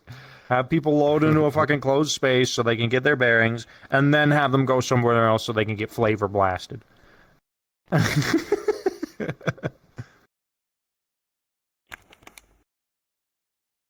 Yeah. I remember seeing my Saturday squats event was advertised on the big board at one of the old hub worlds. Oh? I used to host workout events. Oh. VR chat all the time. Yeah. Okay. I did it for like 5 years. Damn. I think last year or the year before that was literally like when I stopped. I miss the immediate flavor blasting. Well, that's too bad. Coffee, how often do you go into public worlds? When was the last time you went to a public world? Years ago. I don't go anymore. I've been playing battle discs in public worlds a lot lately. I have seen you, and I'm scared to join. I don't join public worlds anymore. Just pop into an avatar you don't care about, or pop into just clone a public avatar. Mm-hmm.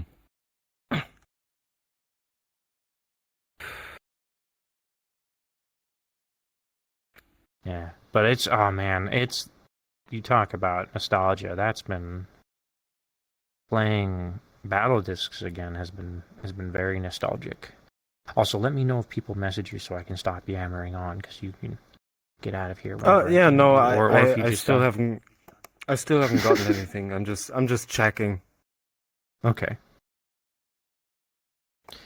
I used to play battle. Oh, it's so fucking. I've been going into battle discs, and people recognize me from way back when, and I don't even. Or they just find my name. They're like, "Oh, that's the legendary." I'm like, "What the fuck?" I'm like, "Oh, my name." Yeah,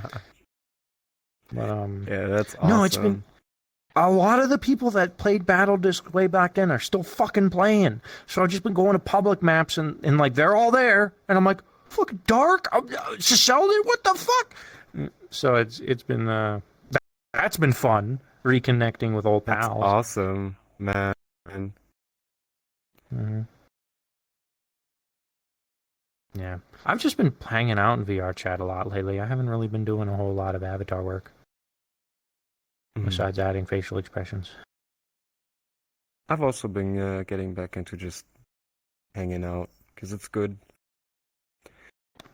It's something we need. Socializing, hanging out, chilling. It's true. It's true. I mean, this is our fucking life. Something a little bit more personable about, despite the fact that it is a virtual interaction, there's something a lot more personal with this kind of. Like, despite the fact that it's 100%. virtual face-to-face, it is still a face-to-face kind of interaction versus, like, a Discord call or hanging out, with a group of pals. Yeah, no, you're right. No, there were often times where it was like, I noticed that specifically during Purple Lotus times, when I was when that was still actively running back in the day,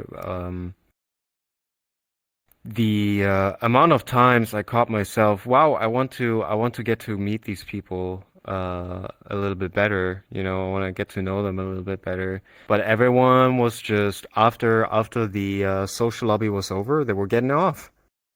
So I Mm-hmm. never really had a chance to just get to know them, uh, which kind of that was the side of that is the side of the RP community that I still don't like till this day. Because most of the time you will just catch people. The only times they interact with you is in roleplay, and then they will get off. And the next time you see them online, they're in roleplay again. So you are not getting to know them properly, like That is ever. that is definitely a poo-poo part of really getting like heavily involved. What the fuck? Stank invited me to play Apex Legends. Okay, my fucking Steam just popped up a notification. Um, I don't even play that game, Stank. I'm sorry. But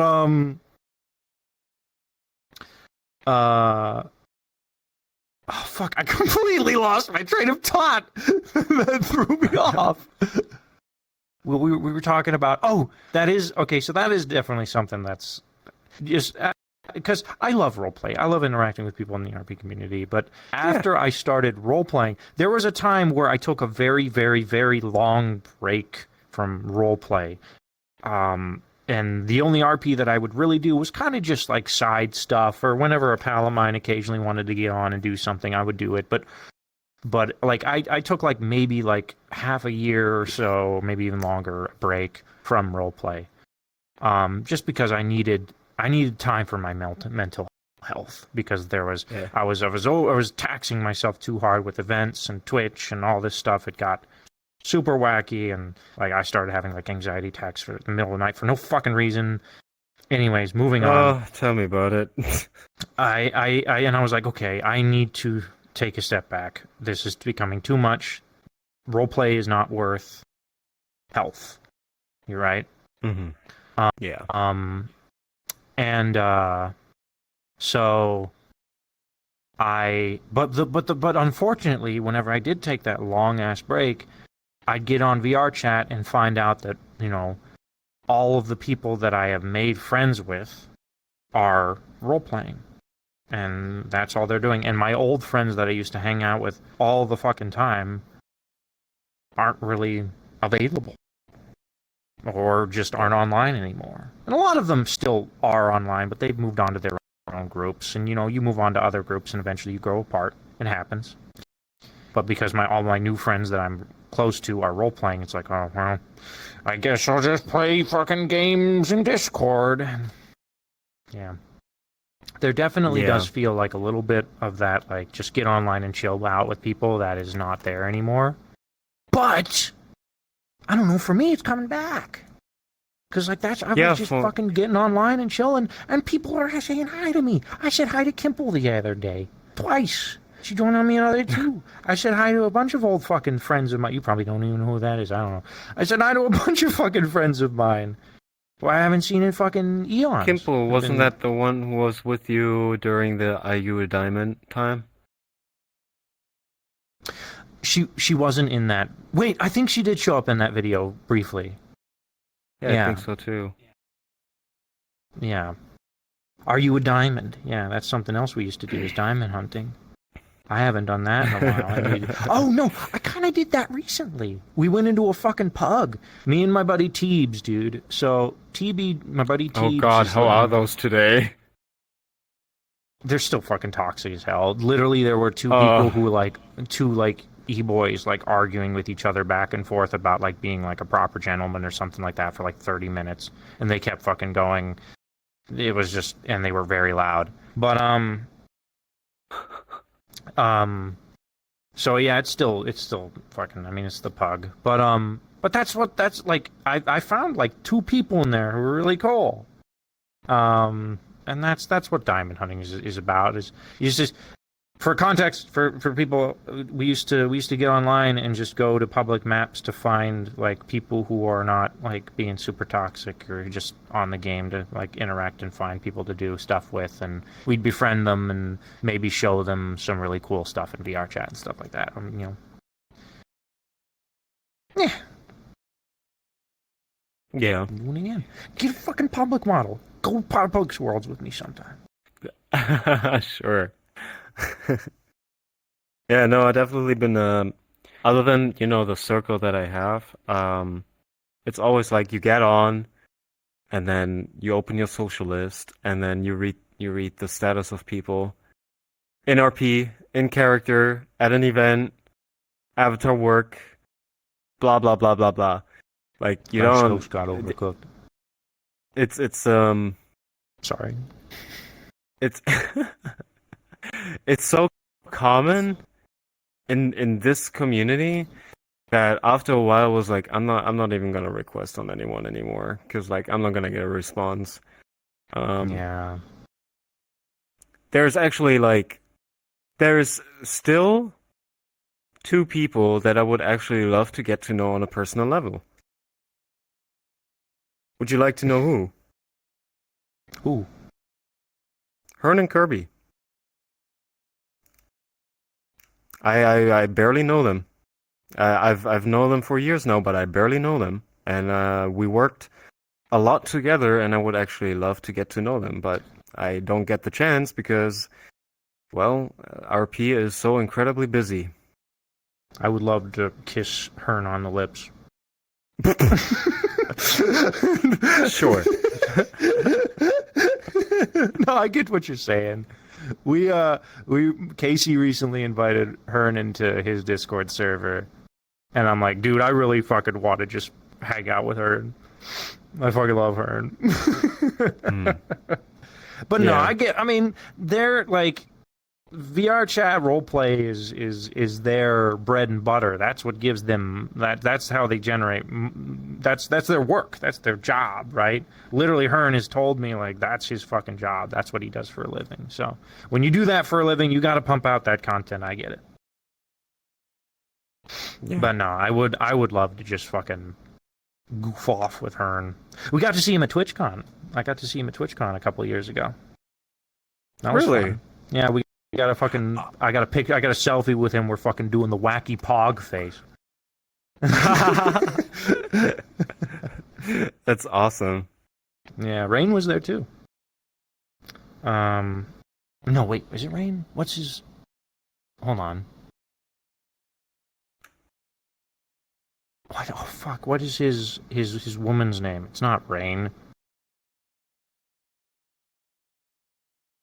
My brain is fucking blowing up right now. Is it Rain? Ran, not Rain. Ran. Thank you.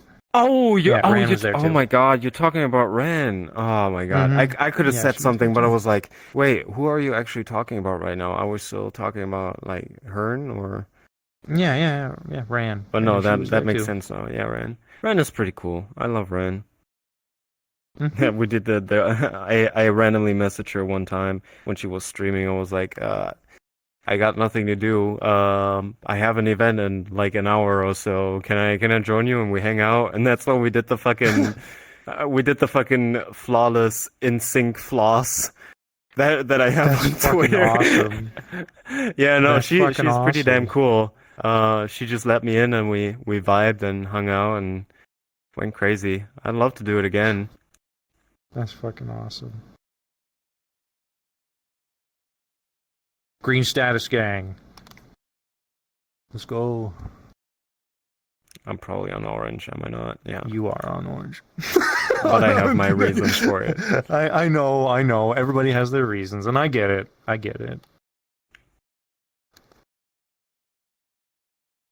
What are some other things I'm that you even. had on the list to talk about? I've kind of ran out here. Oh, you ran out? Okay. Yeah, we ran out. We ran out. My last thing on my list was why VR chat, but we kind of already got into those weeds there with you, like the Vive and all that stuff. Yeah, yeah. I mean, if we So want to just wrap it having up a- here, I mean, it's... We're having a good old chatter. Okay, Like it. well then we'll keep talking. Never stop, and I'll get old and die. We'll be here 24 hours. I'll tell you. Do you mind if I say why VR chat for me, for my Yeah. defense? Yeah. It was I bought my fucking headset. I bought the Vive, and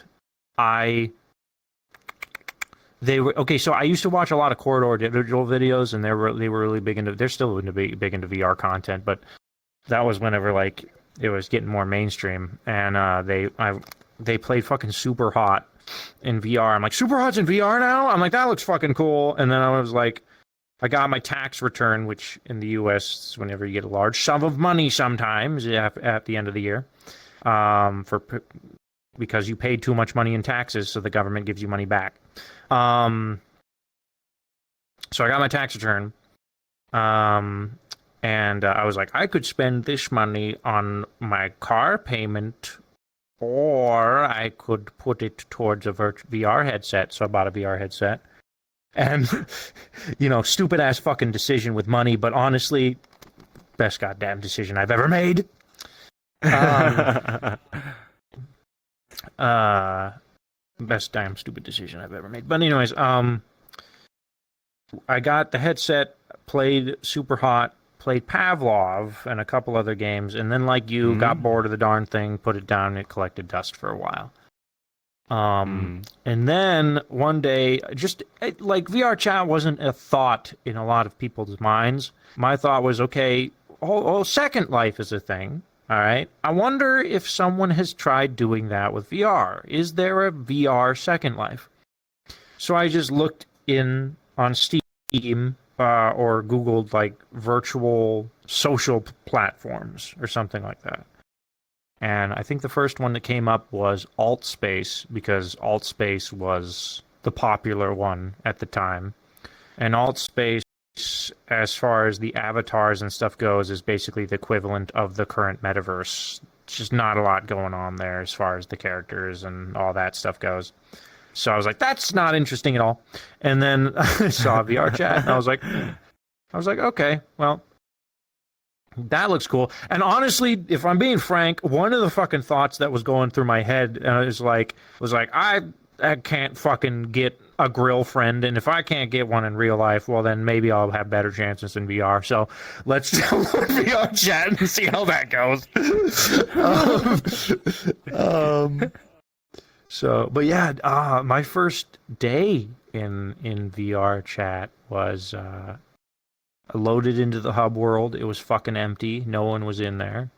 And then there's all those portals at the hub world that lead to some of the more popular worlds of the time. And one of them was basically a recreation of Moonbase Alpha. The map from Moonbase was just the moon. Yeah, and I went in there. You see why VR chat? Because of the bitches. Then he went to a public lobby, regretted it live. But in this map, the gravity was very low. And there was a couple of people having a conversation way out in the distance, and I wanted to socialize with them or talk with them, but I was too fucking shy. So what I did is I went to the left of the people with the conversation and thought, and I'll goof around, and maybe, if they kind of part ways, I'll see if I can nuzzle my way in. But instead what happened is they all noticed me, because like I said, they know if you're new in VR chat, because they've been around for a long time. They all immediately noticed me, fucking ran up to me, and I'm like, whoa, and they say, hey, you should jump in the game and then jump in real life at the same time. And I said, what? They're like, yeah. Jump in the game and then jump in real life at the same time. And I said, okay. And I did it. And the thing is, I'm brand new to VR. I'm still getting my VR legs.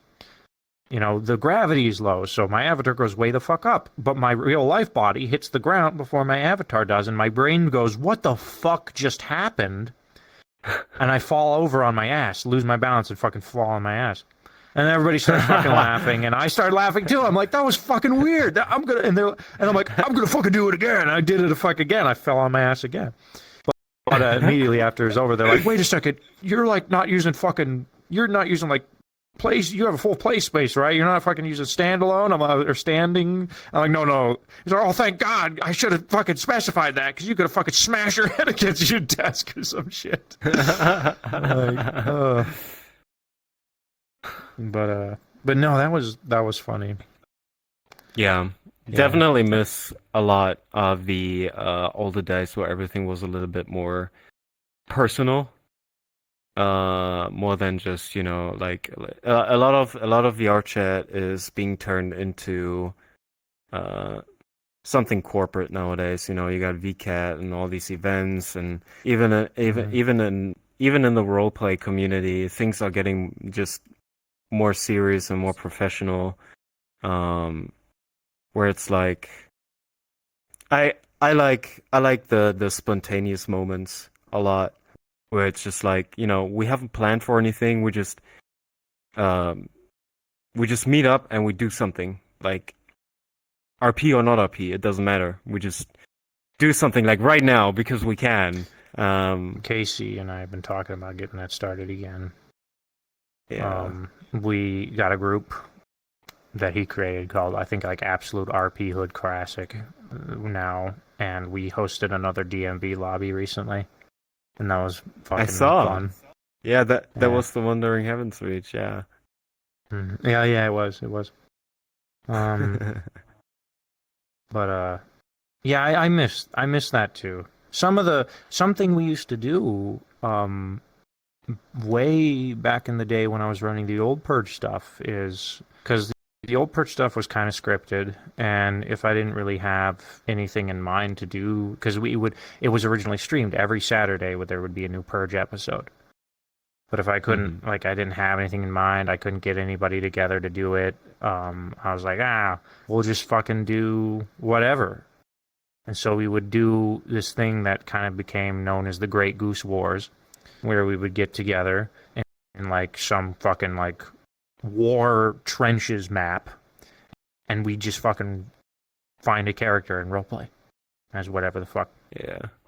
And I remember there's this one where like we're fucking fighting the E3 fucking demos or some shit, and like that was just the whole thing. And there was another time where we were centaurs and we have like fucking miniguns and we're fighting against mechs,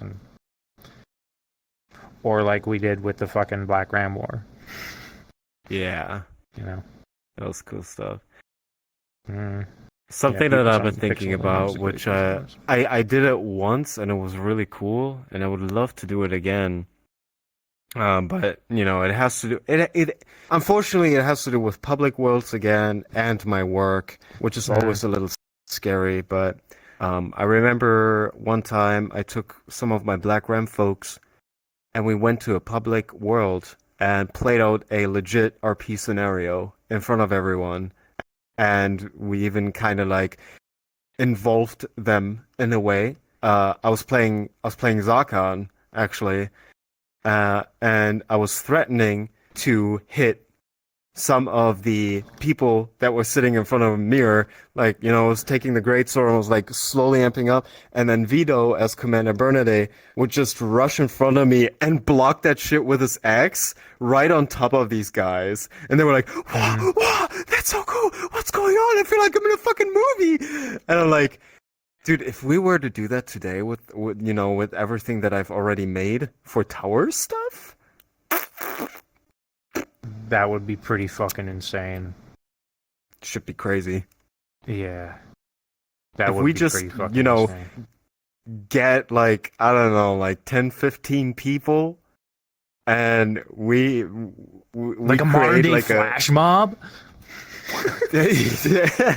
And we create like a legit, I don't know, war scenario or fantasy war scenario, and we just, we get in the public world like someone's gonna start fall through a portal, fall on the ground, and like, they're coming. Where am I? They're coming. They're following me. You guys are not safe. And then portal opens up, and then like, fucking everyone comes through, and then just shit hits the fan. Like, out of nowhere, just stuff fucking happens like that. Yeah, that would be People fucking. are not ready for this, and they would love to see this. Absolutely. I mean, you're definitely going to get those fucking toxic dudes that are like, block that. But there would definitely, of we would course, make someone's day for fucking sure. Yeah. Yeah, it's like the fucking, I don't know where, I think they did that in England, but there was a button in the middle of the street that says, push the button. And some citizens would go up to the button, they push it, and then a fucking huge scenario would unfold where like a truck drives in with like masked guys that come out with guns, and then on the other side you see the cops, and then they start shooting, bah, bah, bah, bah, bah, bah, explosions left and right. It's like, and a person like they just pushed a button, but now everything is just, you're in a movie. You're just straight up in the movie, IRL, and like we could legit do that in here, because people are not expecting this at all whatsoever, but I'm too damn afraid to do it because of bad people, and I feel like I shouldn't be. It's a fight. It's a fight with my mentality in a way. Yeah. I there's probably a level of acceptance that you would have to be able to do like that again. Is just like, you just have to be like, hey, there's a possibility that an avatar could get ripped, and I'm okay with that. Or that's just because, I mean, that's where I'm at. That's why I don't really care these days. I'm like it's possibly gonna happen, and that's okay with me. But I get that. I get not wanting to have your work taken from you like that. So, but that would definitely have to be like a mindset you would have to have, or something like that, to be able to be okay with something like that. Yeah. But yeah, that for would be sure. fucking cool though. Like having just a fucking clock show up, and then fucking David's like, you have to go, it's fucking clock. Maybe and then the fucking maybe vanguard show up, and we fucking maybe we should give it a try. Maybe we should give it or a the try bad people one day. focus on the good. Nietzsche, I agree. Give it a try. Jump. Just It would just be do fun. it. Just do it one time and see how it goes. I think that'd be really We sadly cool. could not 'Cause- stream it. We could record it though. We could definitely Yeah, record it. we could We record cannot it. risk Yeah, for streaming sure. something like that in a public map. Yeah, no. You never know what happens. It's a wild fucking jungle out there. Mm-hmm. I was in a fucking public map the other day playing battle, just 'cause suddenly a nude avatar joined the map, and I'm like, oh, okay. What? We're doing this now. Are we that unhinged already? Holy Bro, shit! it was actually kind of a funny story because so we're I'm playing battle discs, and Yeah. this avatar nude anime chick joins the map, and I look at one of my old battle disc buddies, and I look at the avatar, and I'm like, get a load of this fucking guy, right? and I'm kind of chuckling, and then my buddy Teebs joins, and he like, none of us are saying anything. We're just kind of like, this is fucking, what the fuck is going on right now? But Teebs just blurts out, what the fuck is up with a naked model, dude? And then the person who was in the model goes, they go, and then fucking quickly switch out of the fucking model. Oh my god. And Okay. and they're like, oh my god, I'm so sorry. They fucking unmuted, and I just started fucking laughing. And I'm like, So they weren't "You even aware." And they had no fucking clue. And then immediately I'm like, I look at them as and I'm like, you fucking dumbass. You were probably doing some fucking naughty bullshit, and you forgot to switch. And they were like, you fucking stupid. Get the fuck out of here. Yeah. Oh man, that's crazy. Mm-hmm. That is hilarious. Yeah, but that's why we can't do that shit in public, and we can't stream in public worlds. Yeah. Definitely record it though. It'd be fun. All right, we've been snagging for like 2 hours. You think we should conclude it? Now we can conclude it. I think we're good. I don't know That's how to good. fucking end it. I don't have an ending screen. There's literally just gonna fucking end. Let's do a raid though. I like to do raids before we leave. Yeah, thanks for this, God by the damn way, it. Goose. This was Yeah, awesome. like 26 This was a lot of people. fun. Yeah, Yeah. it was. I'm glad. Thank you for fucking doing this. We're gonna do this more often. You can do it again if you want to at some point. But I wanna get more people coming and going and Hell yeah. rotating and fucking whatever. So now the floodgates are open. So who knows where the leftovers podcast is gonna go? But Who knows? Only the future can tell. only the future can tell. What is this icon? Oh, they got this. Let's raid Sora. Streaming right now. All right, let's send some love Sora's way. Okay. All right. Well, I don't know how to fucking end this without just fucking saying goodbye, everybody. Y'all take it easy. I'll Don't do anything everybody. stupid. Thanks for stopping by. I hope you enjoyed our wackiness. Next time we do this, I'm gonna try to set up a proper like overlays and stuff like that for the streaming computer that's currently operating. Our cameraman duplicated geese. My alt account. Yeah, maybe I'll make him a little camera avatar. Goodbye forever. All right, goodbye forever, everybody. We're never talking again. Bye, guys. How do I fucking do the raid command? Oh, here it is. It's already going. Start raid. 10, 9, 8, 7, 6, 5, 4, 3, 2, 1. Adios, everybody. Get the fuck out. All right, they're out. I gotta start stream on the